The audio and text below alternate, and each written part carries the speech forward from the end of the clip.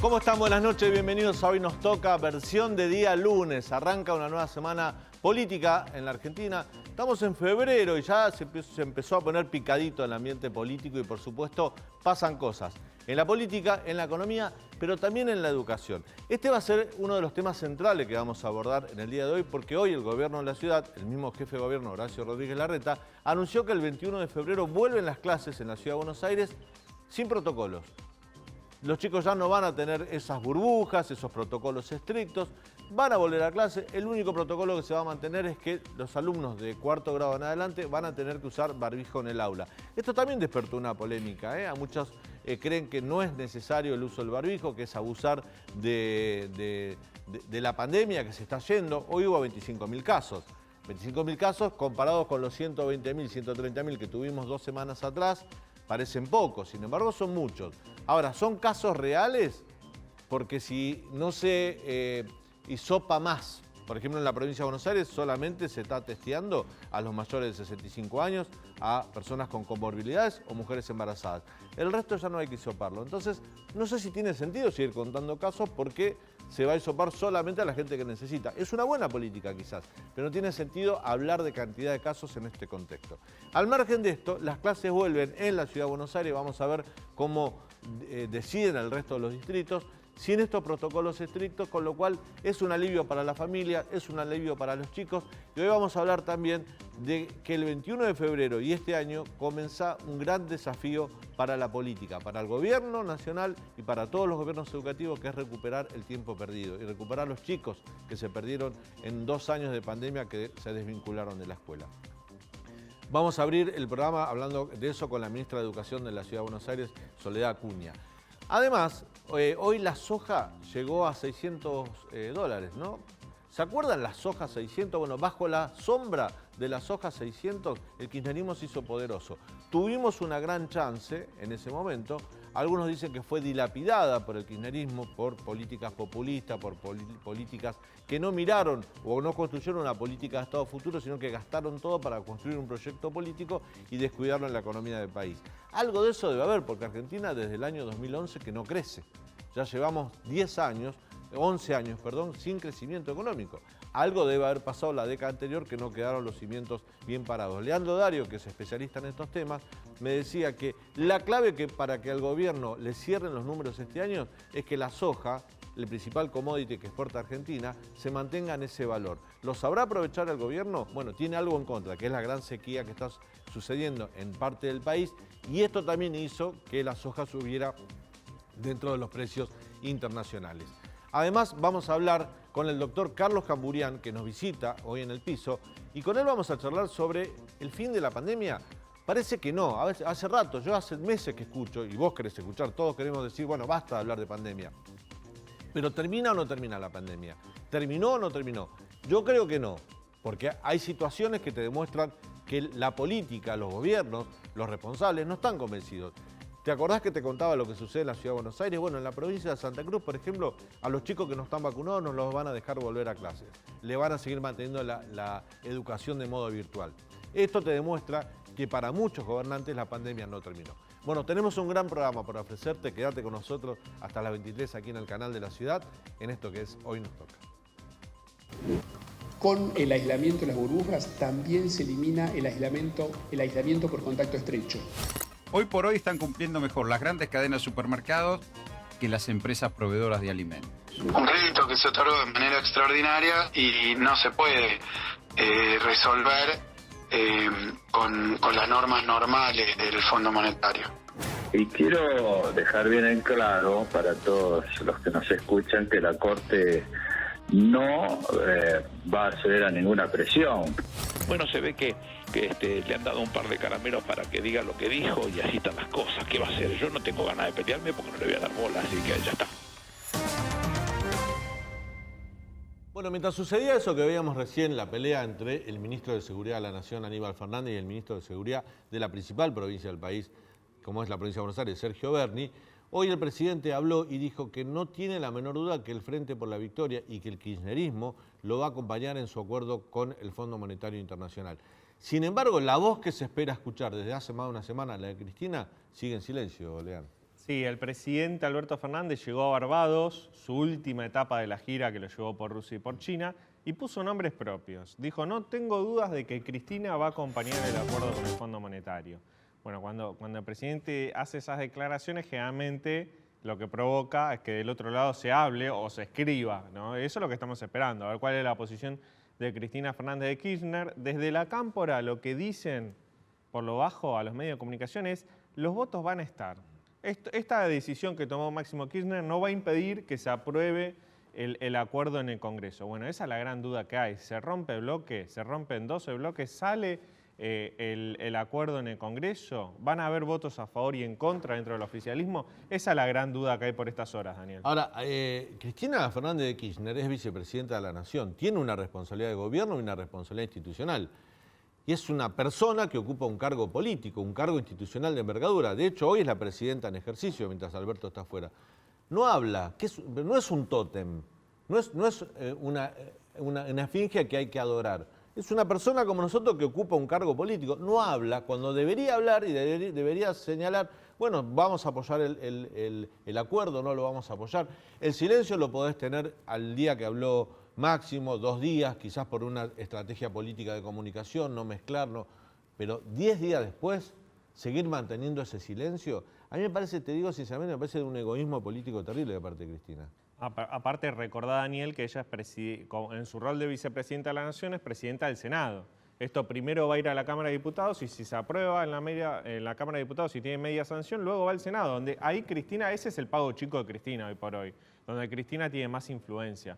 Con lo cual, en algún momento va a tener que decir algo, va a tener que expresarse y será clave su posición en el Senado, porque si en diputados logran los votos, bueno, después falta el Senado y ahí en el Senado también van a jugar muy fuerte los gobernadores. Los gobernadores que tienen... Que quieren el acuerdo los gobernadores. Que quieren el acuerdo, que lo necesitan para que no se les incendie fiscalmente las provincias. Recordá siempre, Daniel, que cuando nos acercamos a marzo y arrancan las clases, siempre hay algún tipo de conflicto docente en alguna localidad o provincia del país. Bueno, eso pasa porque hay provincias que están muy mal fiscalmente y necesitan asistencia de la Nación, y para que haya esa asistencia de la Nación, bueno, Argentina necesita un acuerdo con el Fondo Monetario que le soliviante, que le allane el camino fiscal y el camino de pagos de vencimientos. Y hablando de pagos de vencimiento y la necesidad que tiene Argentina de conseguir dólares para poder afrontar esos vencimientos, hoy la soja tocó un precio bastante interesante. Yo decía con el comentario de presentación del programa que la soja 600, que fue el precio del commodity que se marcó en la primera década de este siglo, fue lo que hizo crecer al kirchnerismo. Le dio una caja al kirchnerismo a través de las retenciones, con la cual le permitió generar políticas que algunos decían que en lugar de construir políticas de Estado se construyeron políticas momentáneas, lo cual fortaleció mucho el proyecto político del kirchnerismo, pero dejó al país sin una estrategia económica a largo plazo y de hecho desde el 2010-2011 que Argentina no crece. Sí, la soja fue el famoso viento de cola, Daniel, ¿te acordás de 2003 más o menos hasta 2008, que fue la caída de Lehman Brothers, que la soja motorizó el crecimiento económico de Argentina, los superávit gemelos, y bueno, el precio de la soja este año va a ser una de las claves financieras para ver si al gobierno le cierran los números y puede tener un año aceptable desde lo económico. Si la soja cae el precio de la soja, bueno, Argentina va a estar en problemas. De todas maneras, a mí me parece que la noticia del día, más allá de la economía, de lo que pasa con la pelea por el Consejo de la Magistratura, que también después vamos a ver si lo abordamos, pasa por el anuncio del Gobierno de la Ciudad de Buenos Aires del regreso a clases de los chicos, porque eso cambia tu vida, la mía, la de nosotros. Cuando los chicos vuelven a clases, se organiza mejor la familia. Y vuelven sin protocolos. Estamos en contacto con la ministra de Educación de la Ciudad de Buenos Aires, Soledad Acuña. Ministra, ¿cómo le va? Buenas noches. ¿Qué tal, Daniel? ¿Cómo estás? Buenas noches. Bueno, el anuncio dice, vuelven los chicos a clases sin protocolos, sin burbujas. La noticia es buena, ¿no? Hoy hubo cierta polémica en las redes sociales, sobre todo, ¿por qué siguen usando barbijo a partir de 4º grado? Yo hablé con el doctor Roberto Debac, que es un reconocido infectólogo y pediatra en la radio, y me dijo, el barbijo no hay que dejar de usarlo, ¿no? Yo recomiendo, banca todas las políticas anunciadas por el gobierno de la ciudad, pero cree que el barbijo hay que mantenerlo. Sí, hoy anunciamos una serie de medidas que lo que buscan es empezar a devolverles la normalidad a los niños. Una normalidad que la pandemia arrasó hace 2 años, que los adultos con medidas en muchos casos exageradas, con medidas que no nos imponíamos a los adultos, hacíamos que los chicos pierdan sus espacios de vinculación, de relaciones, que pierdan su habitualidad. Y eso tuvo un impacto no solamente en los aprendizajes, sino también en su bienestar emocional, en su bienestar integral, en su salud psíquica y emocional. Y hoy lo estamos viendo en el aumento de consultas en los centros de salud y en los consultorios de los pediatras por aumento de los trastornos del sueño, trastornos de la alimentación, trastornos de ansiedad. En los relevamientos que hicimos en el ministerio a lo largo de estos 2 años, lo que encontramos es que los adolescentes hoy presentan como principal emoción o como la principal estado de ánimo que los representa la ansiedad y la frustración. Y esto tiene que ver con que los tuvimos encerrados mucho tiempo, los tuvimos porque uno después de todo este tiempo se olvida, ¿no? Pero acordémonos que en algún momento y cuando empezó todo esto y durante mucho tiempo, los adultos podíamos salir a pasear el perro, pero nuestros hijos no podían salir a la plaza. Sí. Y no los dejamos ir a la escuela y recuperar la presencialidad o el vínculo con otros chicos de su edad hasta fines del 2020. Y después de muchas peleas logramos que el año pasado, en el 21, podamos tener presencialidad completa en Sí, las eso en la aulas. ciudad de Buenos Pero eso, Aires, ¿eh? En el interior del país hubo eso en la provincias ciudad de Buenos donde Aires, no totalmente, tuvieron clases absolutamente. presenciales hasta después de las PASO. Pero bueno, otro tema. Pero Sí, a eso le tenés que sumar, Daniel, que no solamente hacíamos eso, sino que el mensaje que les enviamos a los chicos eran que ellos eran los vectores de contagio, que ellos eran los responsables si se enfermaban sus familias, los adultos de casa, los abuelos, que ellos llevaban el virus en la mochila de la escuela. Teníamos instituciones como el INADI que generaron 0800 para que denuncien a las escuelas que proponían la presencialidad y sindicatos que nos trataban de asesinos por tratar de defender el derecho a la presencialidad. Todo eso los impactó, todo eso tiene consecuencias y muchas de las consecuencias todavía no las conocemos. Por eso, este anuncio que hicimos hoy tiene que ver con poner a los chicos en el centro y devolverles parte de la normalidad que le quitamos este tiempo. Y eso significa, en términos concretos y operativos, en primer lugar, que no hay una restricción para volver a la escuela, no va a haber pase sanitario, no va a haber ningún condicionamiento para que puedan regresar. Lo segundo, que eliminamos el concepto de burbuja, eliminamos el protocolo en realidad, dejamos de hablar de protocolo, que es una palabra extraña. Hoy también veía en las redes que se armó una polémica, pero yo dije, es una palabra rara. No es que yo desconozco la palabra y su significado, lo que quise decir es que a la escuela, el funcionamiento, la forma de organización, todo este vocabulario cambió la forma de vivir y de transitar la escuela, porque los protocolos no solamente nos hacían ingresos escalonados, nos marcaban circuitos donde íbamos para la derecha o para la izquierda, marcaban que los chicos no se podían cruzar en los recreos. La burbuja hacía que cada vez que hubiese un caso sospechoso o un caso positivo, se aislara todo el grupo. Y por eso el año pasado la mitad de la matrícula escolar perdió más de 10 días por este tipo de aislamiento. por los aislamientos. Entonces, a partir de ahora... ¿Qué va a pasar ahora? Sí. Porque la pregunta que se hacían muchos padres hoy es, bueno, listo, no hay protocolos, van a clase. Ahora, si un chico presenta síntomas, fiebre, además los chicos en general presentan síntomas por una gripe, por una bronquiolitis, no hay que aislar al resto del grado, no tiene que comunicar a la maestra, eso ya se acabó. Todos ya sabíamos, las madres, las familias ya sabíamos que cuando nuestros hijos tenían síntomas antes de la pandemia no teníamos que mandarlos a la escuela, que teníamos que consultar con el pediatra, teníamos que hacerles el seguimiento. Durante la pandemia pusimos requisitos como el que vos decías, si un chico tenía mocos era motivo suficiente para aislar a todo el grupo. Y mocos y dolor de panza y dolor de cabeza son cosas habituales en los chicos, y más en épocas de invierno. Entonces hoy solamente se va a aislar a la persona que presente un COVID positivo, un test positivo, ya sea un niño o un adulto. Se va a informar al resto de las familias del grado, por supuesto, para que todos hagan un seguimiento más cercano de sus hijos, para ver si ellos a su vez presentan síntomas. Pero no se va a aislar a nadie, ni por caso sospechoso, ni por caso confirmado. Lo mismo que sucede en cualquier otro ámbito de la economía. Hoy, en el mundo del trabajo, si hay un caso positivo, se aísla solo el positivo en función de la cantidad, si tiene vacuna o no, y no se aíslan los contactos estrechos. Bueno, lo mismo pasa en la escuela. Y agregamos que además no va a haber que tomar temperatura en la entrada, no va a haber aforos en los espacios comunes, las clases de educación física van a volver a ser como eran antes, lo mismo las clases de música que tenían una serie de restricciones. Las aulas y los ventiladas, grupos van a Soledad, poder cruzarse. y las aulas ventiladas, que era algo que las escuelas intentaban o tenían una directiva de cumplir. Nosotros estamos presentando a las escuelas una serie de recomendaciones para el mantenimiento de la higiene y obviamente el mantenimiento de la ventilación, pero una cosa es garantizar que haya aire, que haya circulación de aire dentro de las aulas, y otra cosa es pedir y exigir que las ventanas estén todas abiertas de par en par. Digo, eso no es necesario. Sí, obviamente vamos a seguir teniendo determinadas rutinas de cuidado de limpieza y de higiene personal de los estudiantes, y obviamente de acuerdo a las proporciones, el tamaño de los comedores o de los espacios comunes, la ventilación adecuada. Pero en términos de recomendaciones, no en términos de condición para la posibilidad de la presencialidad. Ministra. Y el otro punto importante es, y esto es lo que vos marcabas al principio de las discusiones que se armaron un poco en redes, tiene que ver con el uso del barbijo. Nosotros lo que estamos diciendo es que a partir de 4º grado va a seguir siendo obligatorio el uso de barbijo en los espacios cerrados, primaria desde 4º grado y toda la secundaria, no en los recreos y los espacios al aire libre, pero sí en los espacios cerrados.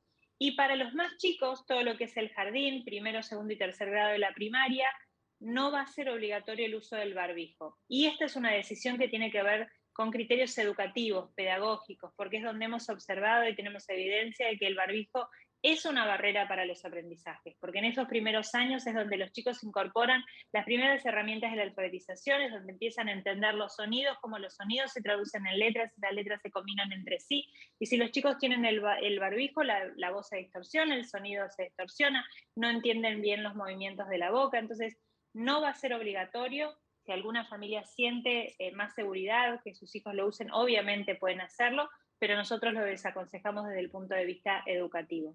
Ministra, ¿estas decisiones se van a mantener durante todo el ciclo lectivo o pueden revertirse en caso de que tengamos una nueva ola como la que tuvimos en enero? Mira, nosotros vamos a seguir evaluando todas las medidas como hicimos a lo largo de los últimos 2 años y tomando las decisiones sobre los datos concretos y la evidencia epidemiológica, sanitaria y por supuesto educativa, porque también tuvimos en cuenta en todo este tiempo cuál era el mal mayor o el daño menor que se tomaba con cada una, se generaba con cada una de las decisiones. Y no solamente lo sanitario, sino también lo pedagógico, lo educativo y lo que tiene que ver con el bienestar integral de los estudiantes. Y así como pueden cambiar porque venga otra ola, también pueden mejorar y podemos en breve quizás dejar de usar los barbijos en el resto de los grados de primaria y de secundaria. Pueden ser las dos cosas y todo el tiempo vamos a ir analizando las medidas y tomando las decisiones que creamos más convenientes para el bienestar emocional de los estudiantes y de toda la comunidad educativa. Soledad, vos sabes bien, sos especialista, bueno, sos ministra, fuiste ministra de Educación durante toda la pandemia, que muchos chicos se desvincularon de la escuela, ¿no? Es un grave problema. Yo, de hecho, lo escribí en el diario, esto en La Nación, es la mayor crisis educativa de la historia argentina, porque no solo tenés problemas de calidad y de aprendizaje, sino que además perdiste prácticamente el 10% de la matrícula de todo el sistema educativo durante la pandemia por esta idea de extender la no presencialidad de los alumnos. En la Ciudad de Buenos Aires van a tener algún programa especial para revincular a esos chicos, vos el otro día lo explicaste, que no son muchos, pero pasó. Pero también preocupa lo otro, los aprendizajes que se perdieron en la educación a distancia, que no fue lo mismo que de modo presencial. ¿Hay algún tipo de programa complementario, evaluación, como para repensar que este tiempo perdido se pueda recuperar? Sí, por supuesto, Daniel. Lo primero y más importante es tener en claro si es el 10% o es más, porque la verdad es que todavía no se conocen datos oficiales de cuál es la cantidad de chicos en la Argentina que se desvincularon de la escuela. Y basta recorrer cualquier barrio vulnerable de la provincia de Buenos Aires, del conurbano, y hablar con un referente social, un referente religioso, para entender que por lo menos la mitad de los chicos no volvieron a sus escuelas. Y durante 2 años, pese al esfuerzo de algunos docentes que salieron a buscarlos, no había dónde llevarlos. Con lo cual, mal puede hacer el trabajo un profesional, un trabajador social, un docente, si no tiene ningún lugar a donde volver a vincular a este niño que ha perdido contacto con la escuela. Entonces nosotros en la Ciudad de Buenos Aires, desde el mes de julio del 2020, o sea, en pleno comienzo de la pandemia, del aislamiento social preventivo y obligatorio, nosotros ya sabíamos cuántos chicos habían perdido contacto de la escuela, armamos un programa centralizado y después del receso de invierno fuimos a buscarlos uno por uno a cada uno a sus casas. Y no solamente fuimos a buscar a los que se habían desvinculado, que en ese momento dimos un número, lo conocimos oficialmente, dijimos que eran 6.500, sino que también detectamos que había 9.000 estudiantes de secundaria que estaban en riesgo de abandonar porque tenían un vínculo muy lábil con la escuela. Y para esos chicos también armamos un programa especial para generar nuevas oportunidades de aprender, generando apoyo escolar, acompañamiento, la escuela de verano, la escuela de los sábados, fueron todos programas especiales para acompañar estas trayectorias más débiles y para evitar de que abandonen. Y durante el año pasado, lo dijimos de forma continua y anunciamos una serie de medidas, nosotros entendemos que se necesitaban por lo menos 3 años para recuperar los saberes perdidos y para recuperar la situación de aprendizaje adecuada para cada uno de los momentos. Y son 3 años de medidas excepcionales, no solamente 3 años de seguir haciendo lo mismo. 3 años donde como gobierno tenemos que hacer un esfuerzo de tomar medidas, como por ejemplo la que tomamos de extender el calendario escolar, y empezar antes, generar más oportunidades, volviendo obligatoria la escuela de los sábados para aquellos estudiantes de secundaria que tengan materias pendientes de aprobación, generando la obligatoriedad de la jornada extendida para los estudiantes de sexto y séptimo grado de las escuelas de jornada simple, generando una escuela de verano distinta a la colonia, sino como un proceso de aprendizaje, generando capacitación para los docentes, porque no es lo mismo enseñar un aula donde todos los chicos van aprendiendo al mismo ritmo que un aula donde hay enormes diferencias dadas por las capacidades o las condiciones que tuvieron para estudiar cuando la educación fue remota. Por eso este febrero los docentes desde hoy ya están en las escuelas y a partir del miércoles comienzan las capacitaciones masivas y obligatorias donde vamos a trabajar las distintas estrategias para poder enseñar en este contexto, para poder acelerar procesos de aprendizaje y no nivelar para abajo. Y por supuesto seguimos evaluando, seguimos midiendo. Desde diciembre del 2020 nosotros tenemos datos concretos y centralizados del proceso de desarrollo de los aprendizajes de los estudiantes. Pero de vuelta, como dijimos siempre, abrir las aulas no alcanzaba, no es suficiente, se necesitan medidas extraordinarias y esas medidas extraordinarias no solamente son decisión política, también es inversión, son recursos puestos a disposición de la generación de oportunidades. Porque cuando yo digo que abrimos las escuelas los sábados y lo venimos haciendo hace 2 años, tiene que ver con más plata puesta para que los docentes estén disponibles para acompañar a los estudiantes. Cuando decimos que damos apoyo escolar, estamos diciendo que ponemos y financiamos docentes para que acompañen ese apoyo escolar. Cuando financiamos la capacitación, lo mismo, y cuando diseñamos materiales pedagógicos para entrar al aula, lo mismo. Es decisión, pero también es inversión. Soledad, te agradezco mucho este contacto con el canal de la ciudad. Muchas gracias. Gracias a ustedes, que tengan buenas noches. Hasta luego. Bueno, muy interesante lo que plantea la ministra de Educación de la Ciudad de Buenos Aires respecto al regreso de clases, ¿no? Interesante desde el punto de vista que van a volver los chicos sin protocolos, sin esos protocolos estrictos, y de alguna manera van a tener los chicos clases de modo normal. Ahora, desde el punto de vista médico, ¿está bien estas medidas que adopta el gobierno de la Ciudad de Buenos Aires? Bueno, está con nosotros Carlos Camburian, médico, pediatra, ideal para preguntarle si este es el camino correcto. Carlos, ¿cómo te va? Bien, muy bien. Gracias por venir. Por favor. ¿Te parece bien lo que anunció el gobierno de la ciudad? Sí, claro, por supuesto. No me parece bien lo que pasa en Santa Cruz. Hoy en Santa Cruz empezaron las clases y decían, vos vacunado, sí, al aula, a estudiar. Vos no vacunado, a tu casa. Eso me parece que eso es pasaporte sanitario. Bueno, eso es un acto de discriminación fenomenal y me parece que es lo que se viene en la provincia de Buenos Aires. Sin lugar a dudas, yo disiento con vos. La pandemia definitivamente está en el final. Hoy tenemos 25.000 casos. Yo no dije que no está, digo que los gobernantes no entienden que la pandemia pudo haber terminado. ¿Y quién termina la pandemia? ¿El gobernante? Y bueno, son los que disponen las normas de convivencia. Digo, si la provincia de Santa Cruz, un gobierno que decide sobre los alumnos, te dice vos sin vacuna no vas a la escuela, está determinando que para esa provincia la pandemia no terminó. Es decir, que en la Argentina tenemos que esperar que o el presidente o su jefe de gabinete o el gobernador digan la pandemia se terminó. Carlos, tuviste una cuarentena más larga del mundo porque la adoptaron las gobernantes, no la elegiste vos, no la elegí yo. Y así no fue. Bueno, por eso. De modo que la pandemia la terminamos nosotros o no la termina nadie.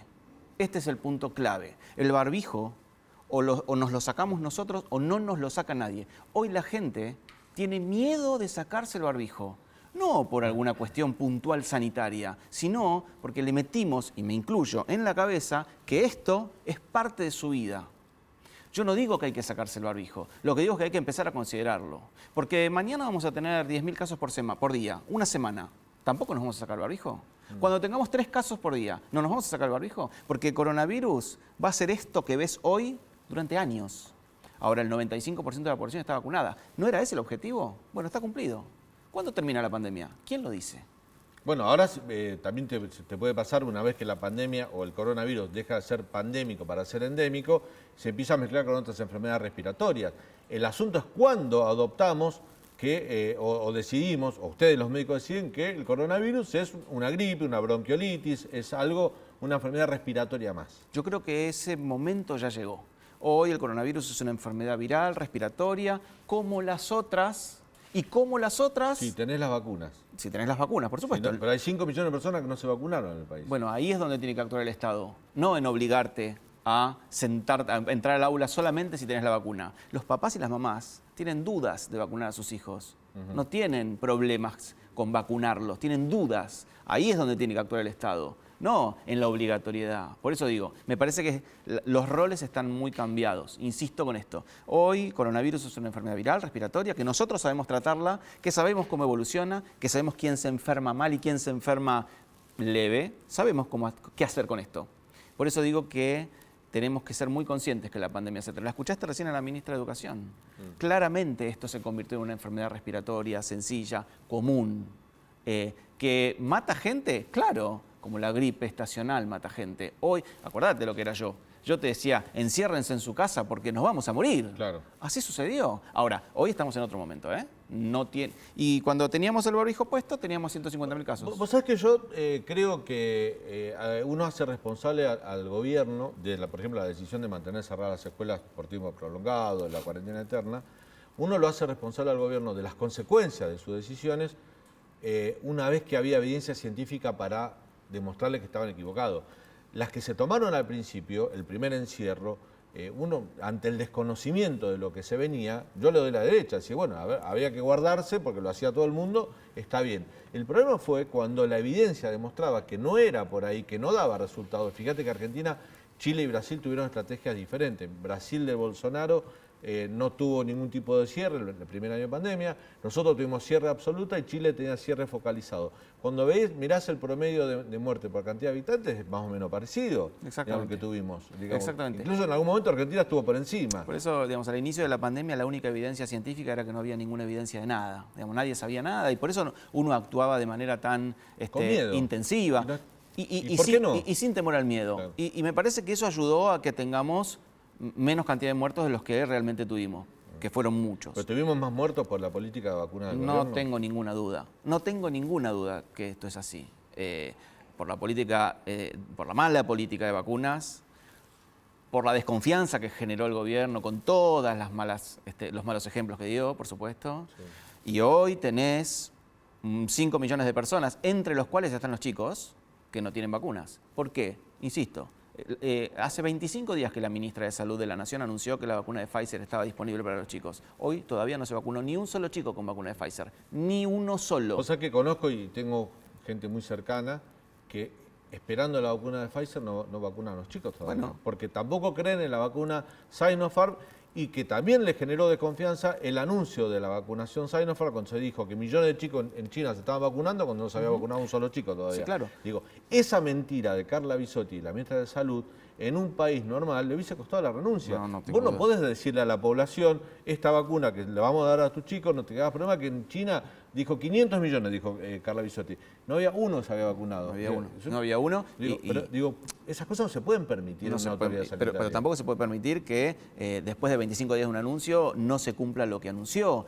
Ahora, ¿alguien va a pensar que por obligar a un papá o una mamá a vacunar al hijo, amenazándolos con no entrar al aula, esa familia va a vacunar a los chicos? No, las dudas respecto de la salud de los chicos no se eliminan más que con certezas, no con obligatoriedad.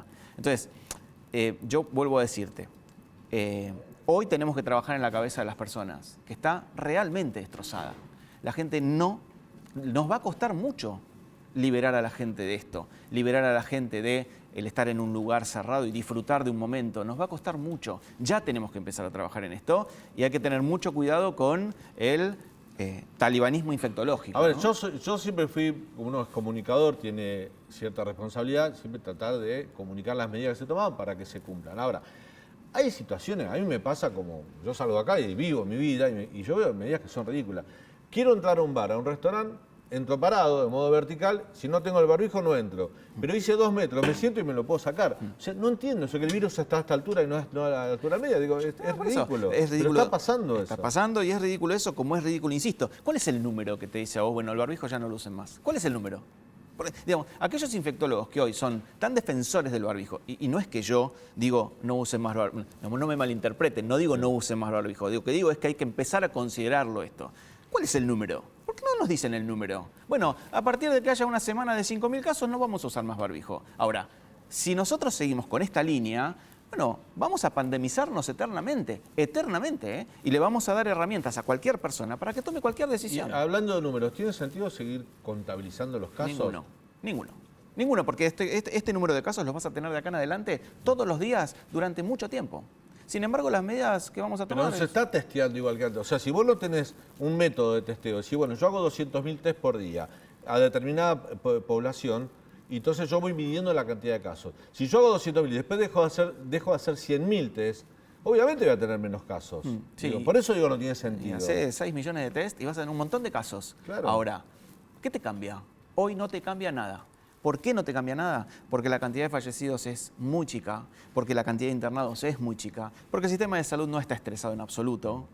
La cantidad de fallecidos no es bastante... En número absoluto. No, pero digo, vos estás teniendo hace más de 2 semanas alrededor de 300 muertes diarias. Sí. Es la mitad del pico que tuvimos en el primer semestre cuando no había vacuna del año pasado. Sin duda. Pero, es alto, Carlos. Sin duda, pero hoy sí te puedo decir, es el mismo número de personas que mata la gripe estacional en pico de gripe estacional. Hoy sí te lo puedo decir.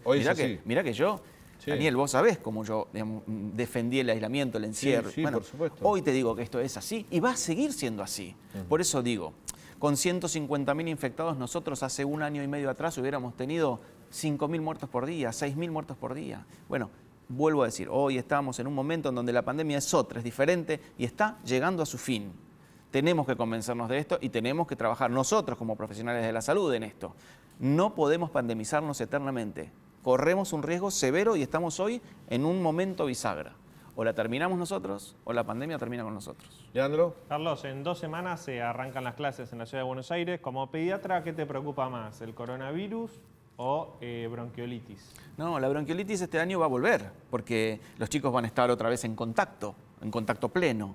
Entonces, si no preparamos los hospitales para las bronquiolitis, vamos a tener coronavirus, sin duda, porque los chicos se van a seguir contagiando, ¿eh? Daniel se va a contagiar, yo me voy a contagiar, mis hijos se van a contagiar y también van a tener bronquiolitis y también van a tener gripe estacional. Hoy el gobierno tiene que estar ya teniendo vacunas antigripales en la calle. Es una campaña que todavía no empezó y que tiene que empezar ahora en marzo. ¿Dónde están las vacunas antigripales? ¿De qué me voy a contagiar yo? Pues, de coronavirus. Ya me contagié hace poquito. ¿Te vas a contagiar de nuevo? Claro. No una vez, varias veces. Y ahora estás flaco. Pero te vas a contagiar muchas veces. Y él también se va a contagiar. Y ellos también se van a contagiar. Sí. Si nosotros no nos convencemos... Pero es normal.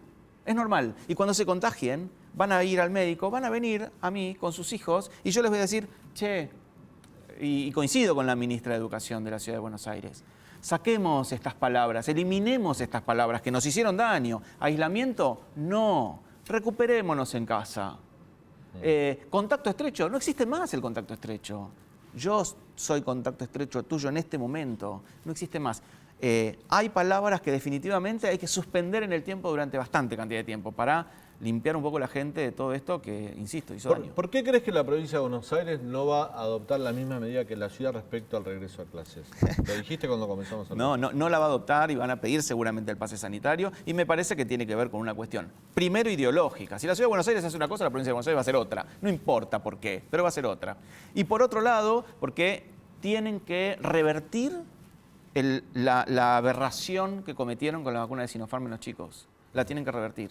Digo aberración, y no quiero asustar a los papás y las mamás, por supuesto, no les va a pasar nada a los chicos que reciben vacuna de Sinopharm, pero es una vacuna que está floja de papeles, definitivamente. Hoy los papás y las mamás que dieron vacuna de Sinopharm, todos, están buscando vacuna de Pfizer y le di Sinopharm, ahora le voy a dar Pfizer, para equilibrar. Eso es grave. Entonces, la provincia de Buenos Aires, ¿qué va a tratar de hacer? Con su política ideológica y tratar de revertir ese error. Entonces, sin duda, van a pedir pase sanitario para que la vacunación de los niños crezca rápidamente. No va a crecer. Respecto al tema de las vacunas, yo entiendo lo que vos señalás, que vos decís, la pandemia terminó siempre y cuando tengamos las vacunas en el cuerpo. Y te digo esto porque hasta hace unos meses atrás, con el esquema completo, con 2 dosis, vos te sentías prácticamente fuera de peligro.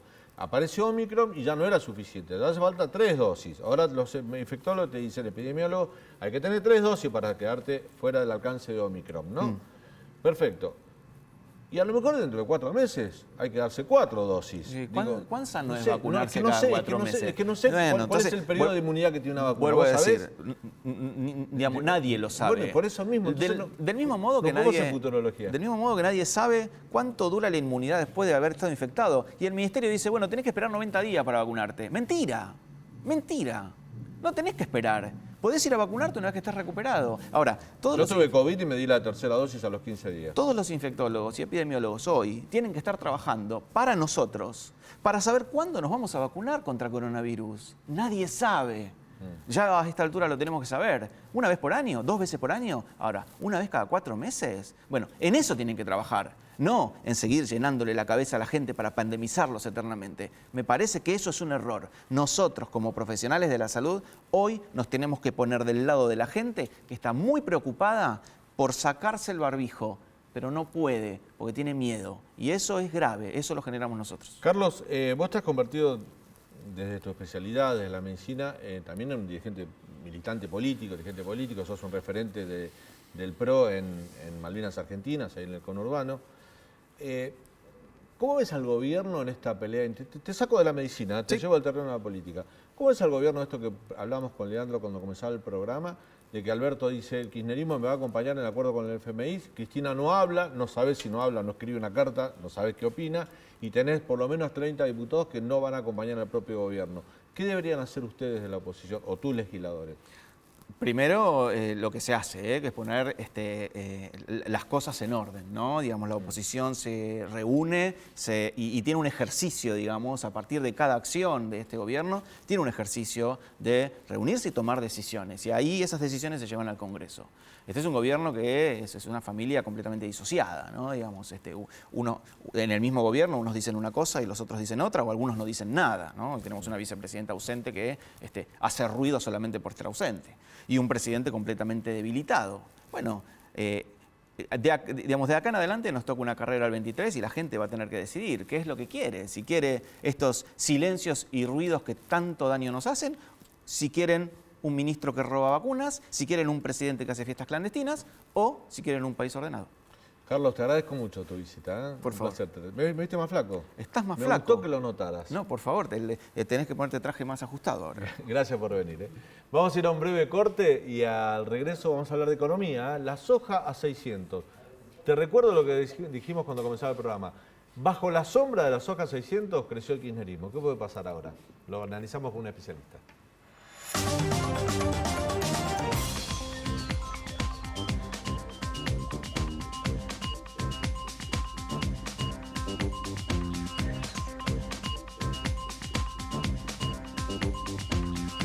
Segundo bloque de hoy nos toca, vamos a meternos en el tema de la economía y el agro, ¿no? Hoy la soja tocó los $600, cerró los 580 y pico, pero es un número altísimo. Te recuerdo, durante el gobierno de Macri oscilaba los 400, 380. El kirchnerismo le vuelve a tocar el viento de cola, la soja cerca de los $600. ¿Lo sabrá aprovechar?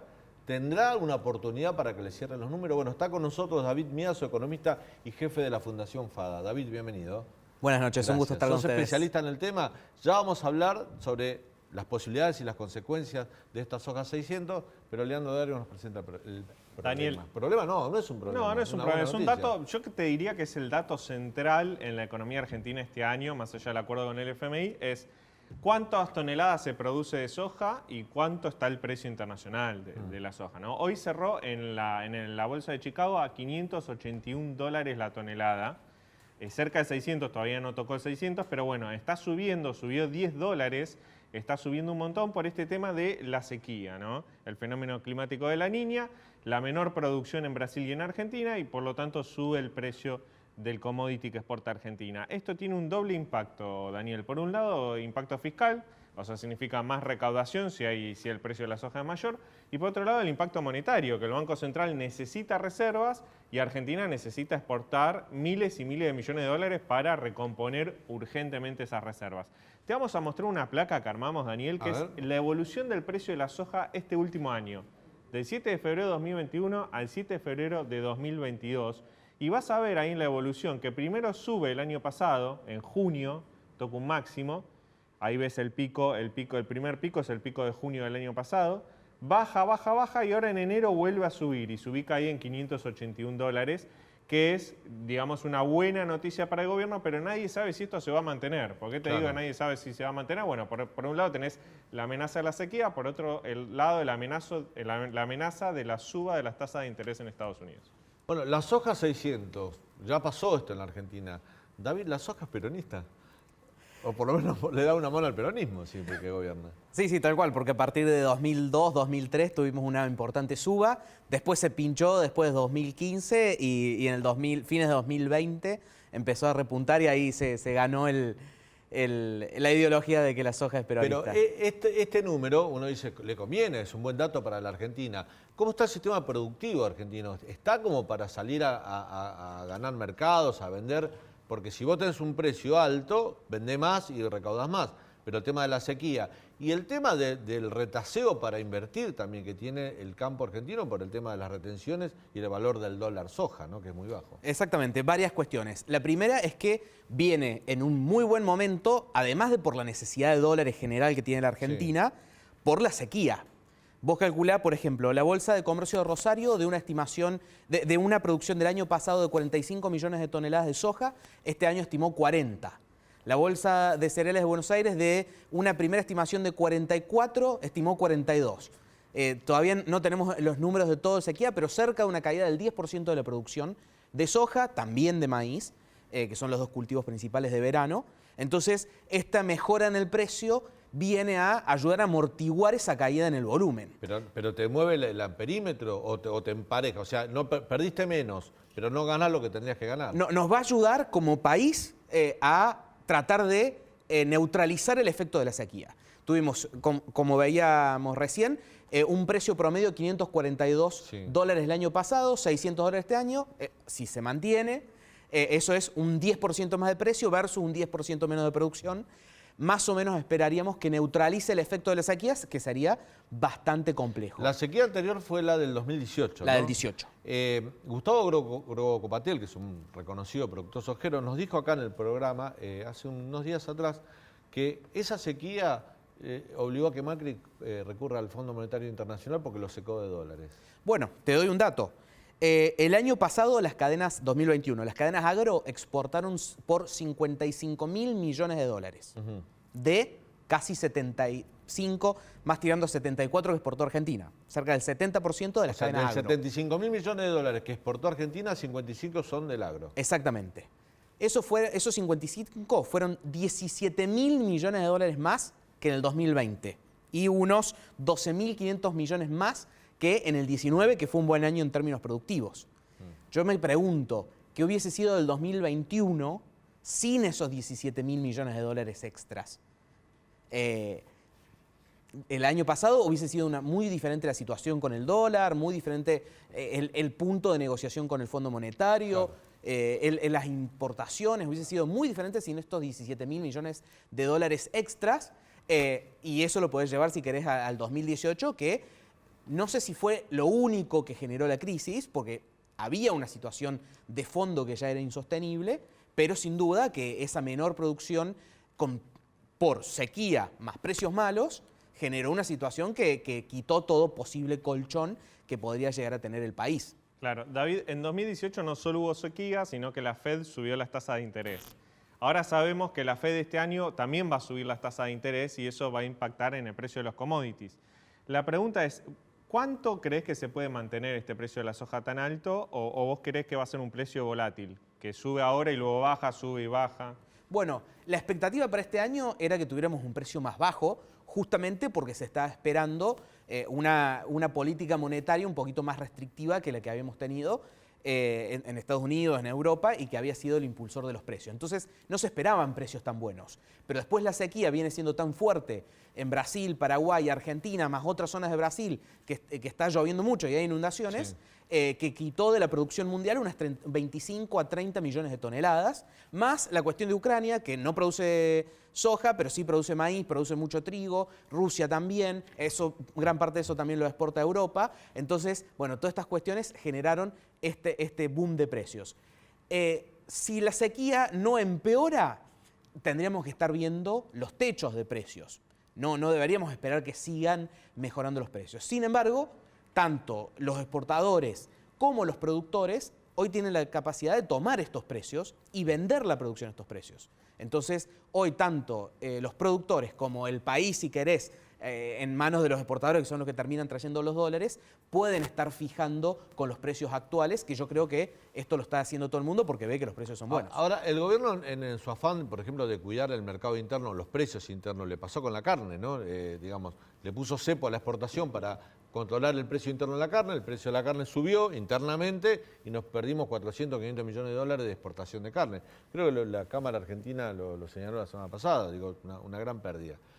Pero al margen de eso, te pregunto, porque también yo creo que el gobierno, si no devalúa, entre comillas, no sé, porque de decir devaluar se enojan, pero no corrige el dólar oficial, se pega un tiro en el pie incluso con la recaudación que tiene con las exportaciones, con las retenciones.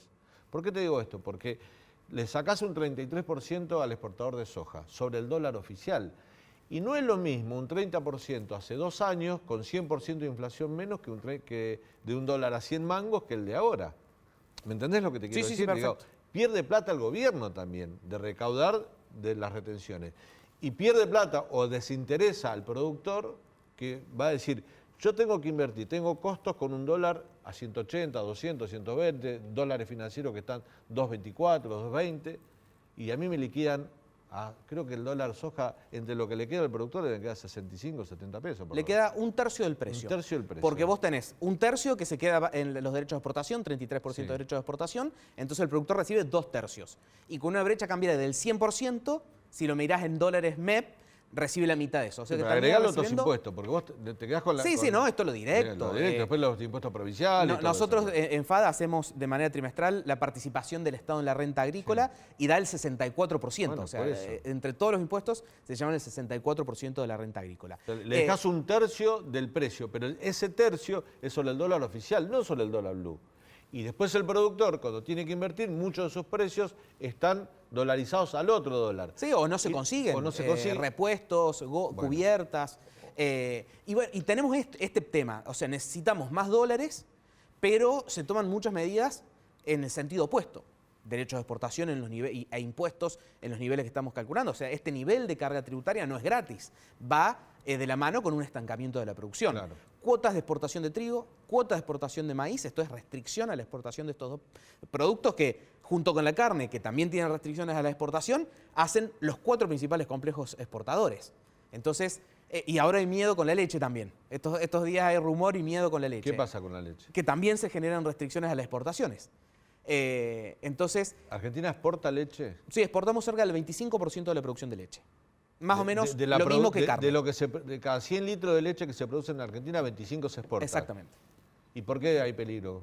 No, con esta misma lógica de si restringimos exportaciones, la misma lógica de la carne, la del trigo y la del maíz, la carne por ahí fue la que más se sintió, pero con la misma lógica de si restringimos exportaciones, obligamos que una mayor cantidad de la producción se quede en el mercado interno y eso ayuda a bajar los precios en un momento de alta inflación. Esa lógica que no tiene sentido, que no tiene resultados, porque vos tenés del otro lado la maquinita, tenés todo el resto de las cuestiones que están generando inflación, no resolvés nada cerrando la exportación de un producto y generás bastante complicaciones en ese sector, pero bueno, esa lógica es a la que lleva esto, a la que lleva a intervenir el mercado de carne, intervenir el mercado de trigo, de maíz, y de nuevo, está el temor en estos últimos días de que también llegue a leche. David, el gobierno, para cumplir con la meta fiscal del principio de acuerdo que anunció Martín Guzmán, dice, por lo menos lo dice Guzmán, que no va a hacer un ajuste fiscal. Esto se lo dice al otro sector de Frente de Todos, al cristinismo.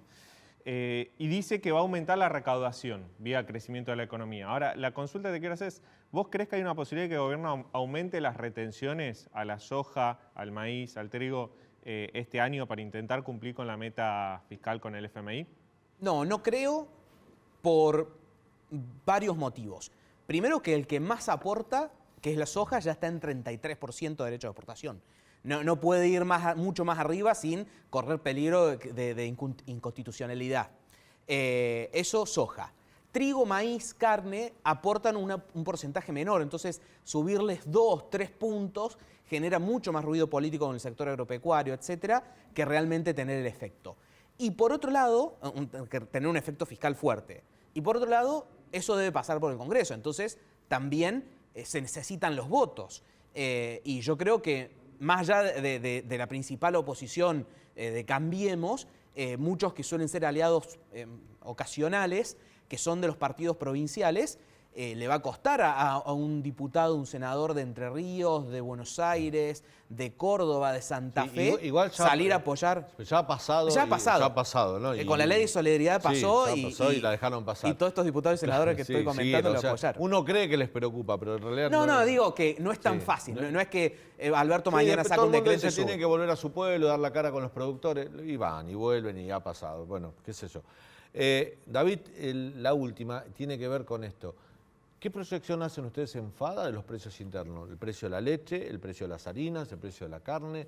¿Qué proyecciones están haciendo? Bueno, primero que este año vamos a tener una inflación. Los que vamos a conseguir en el supermercado nosotros, ¿no? Sí. Lo primero es que este año vamos a tener una inflación del 55-60%. Entonces, los precios de todos los productos van a estar muy calientes.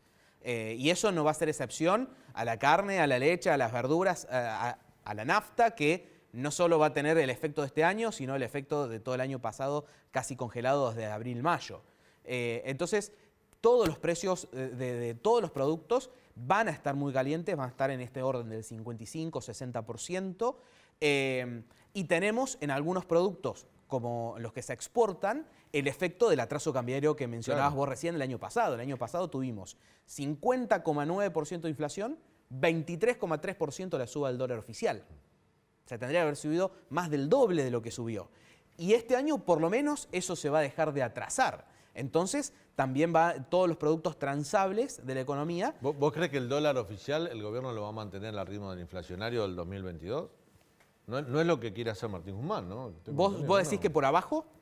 El Banco Central dijo de ir acelerando el crawling peg y ir acompañando la inflación mensual, ¿no? Vamos a ver, con una inflación proyectada de 50-55%, te va a llevar el dólar oficial a 160 pesos a fin de año. A ver, ¿sabés cuál es el tema? ¿Qué van a hacer el año que viene que es eleccionario? Claro. Si no, digamos, o sea, si no recuperan un poco este año, ¿qué va a hacer? ¿Qué puede pasar el año que viene que es eleccionario? Porque los números dan hasta un punto, como el atraso de las tarifas de los servicios públicos y los subsidios. Llegan hasta un nivel, después ya se hace imposible mantenerlos, porque todo este tipo de medidas, congelar precios, congelar tarifas, atrasar tipo de cambio, son todas medidas muy cortoplacistas. Yo las puedo estirar 3, 4 años, pero después se me hace insostenible, porque o tengo que estar imprimiendo para pagarlo o se cae la producción. Tuvimos una época que se cayó la producción de gas, se cayó la producción de combustibles porque ya no producíamos más. Se cayó la producción de trigo a la mitad. Sí, claro. Tuvimos el trigo más caro del mundo en el 2013. Entonces, estas medidas tienen sus plazos, no son soluciones, es solamente patear el problema para adelante. O sea, si yo congelo el combustible un año, me salvo de la inflación ese año, el otro año voy a tener todo el aumento que no tuve. Y lo mismo pasa con cualquier producto. Entonces, a lo que voy, o el dólar oficial. Yo lo puedo atrasar un año, lo puedo atrasar 2 años y después se me recupera todos los años que se me había, todo el porcentaje que se me había atrasado. Bueno. Entonces, eso, si no hacen estas cosas este año, yo me pregunto qué va a ser de un año eleccionario si seguís atrasando todo y todo es insostenible. Y más, si incumplís el acuerdo con el fondo que nos van a venir a revisar cada 3 meses. Estás en Argentina, David, 133 pesos. Ya pasó eso. Sí, ya pasó, pero son lo que se suelen llamar los economistas medidas de fin de ciclo. Sí. Bueno, cuando me faltan 9 meses para las elecciones, atraso todo, total, ya viene otro, o si yo vengo, cambio gabinete y puedo explicar que hice otras cosas. Pero cuando es el mismo gobierno y le faltan casi 2 años, se complica. David, gracias por tu visita. Un gusto tenerte en el programa. Un gusto conversar con ustedes. Lean, nos vamos. Nos vamos. ¿Te queda? La última, dale. Sí, bueno, hoy hubo un entredicho muy fuerte entre el ministro de Seguridad de la Nación, Aníbal Fernández, y Sergio Berni por el tema de la droga.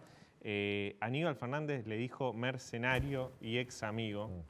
La verdad que no es la primera vez que dentro del propio gobierno hay choques entre el ministro de la Nación y el ministro de la provincia, sí entre Aníbal Fernández y Sergio Berni, pero recordá vos que Sergio Berni también tuvo problemas con la antecesora de Aníbal Fernández, Sabina Frederick, con lo cual, bueno, volvemos a ver estos episodios de Fuego Amigo que amplifican problemas dentro de la coalición de gobierno, al frente de todos. ¿Sabés quién es Matt Gaetz? ¿Quién es? Matt Gaetz es un legislador republicano muy cercano a Donald Trump. De la Florida. Unidos, del estado de la Florida. Está muy relacionado con todo lo que tiene que ver con la política latinoamericana.